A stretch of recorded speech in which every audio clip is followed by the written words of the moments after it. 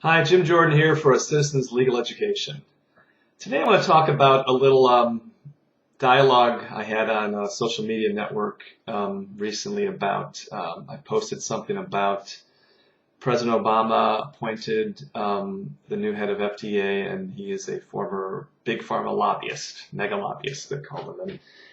And I posted that up, and I said this is another reason why we need to focus on decentralizing power in the federal government, because that's the only thing that's going to bring about a more sane, just society. I think focusing on the federal government as a solution is a problem. So a friend of mine was talking about, and I said something like, even if you elect Bernie Sanders, it's not going to make a difference. Many of my friends are big fans of Bernie Sanders. They see his compassion or interest in doing, going up against the establishment as being a positive thing.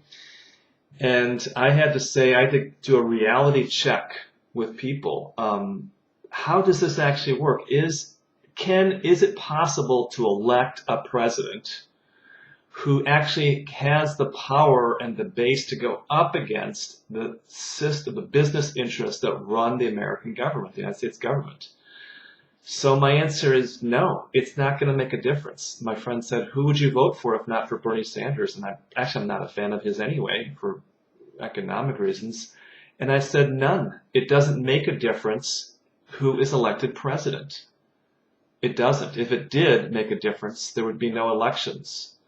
The federal government is run by corporate and intelligence agency and banking interest, and that's it. Policy is not made by the president. Those of my friends who voted for Barack Obama and were thrilled when he got elected. I didn't vote for him. I didn't think he had any. I'm not interested in his views anyway. But I eventually they came to realize that there was no significant change. Nothing is going to change in foreign policy, the surveillance state, the monetary system, big business control of Food and Drug Administration. None of those basic fundamental policies are going to change at all, regardless of who's president. And the proof of it is none of these things have changed between Bush and Obama, Clinton, and it's not going to make a difference. What can make a difference, though, my position is this: there is a way to make a difference, and it is not who you vote for president. So that's a harsh message, or many people might think it's cynical, or I think it's pragmatic. Nobody wants to waste their time putting a lot of energy into doing something politically, and once they get that accomplished, they realize nothing is going to change. It's a waste of time and energy. It's a diversion from where to make a real difference. And in our system, the way to make a difference is to bolster the states like Oregon, California, Illinois, North Carolina, whatever your state is, your states to make a stand against the federal corporate oligarchy that it runs the United States, essentially. So basically, that is the way to do it, to decentralize by the states. Now, that can be done in many arenas. One of the best ways financially to do this is to get a state-chartered bank, like North Dakota has, to make a move for that. That is a way to change the economy of your state in a flash. In this video, I'm not going to go into detail about that. It's a big topic.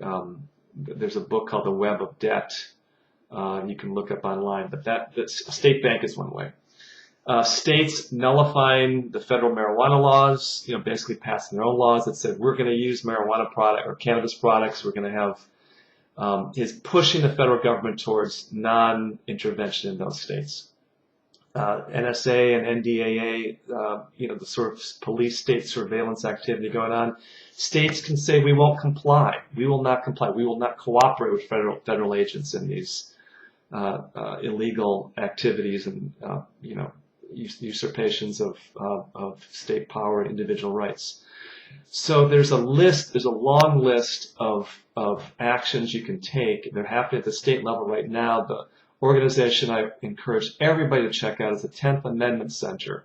10thamendmentcenter.com is tracking all these state actions that are basically being a bulwark against the federal corporate system that is making America less free, less prosperous, and a place where more and more people are just completely disempowered and disillusioned that they can make a difference. But they can make a difference. We can make a difference at the state level. The principle here is that government is best, the best government is the most local you can get. It responds more to local interest or regional or state interest than at the national level. They respond to who pays them, essentially, which is corporate lobbyists like Monsanto, banking interest, basically completely run economic policy. It makes no difference what the people want. Foreign policy it makes no difference what the people want. They're run by oil company interest, military contractors, banking interest. That's all that counts. So the practical solution is it does not matter who you vote for president. It doesn't matter if you were somehow to get your guy Bernie Sanders elected or Rand Paul elected. I doubt either one will be elected, whether you're a libertarian or a progressive.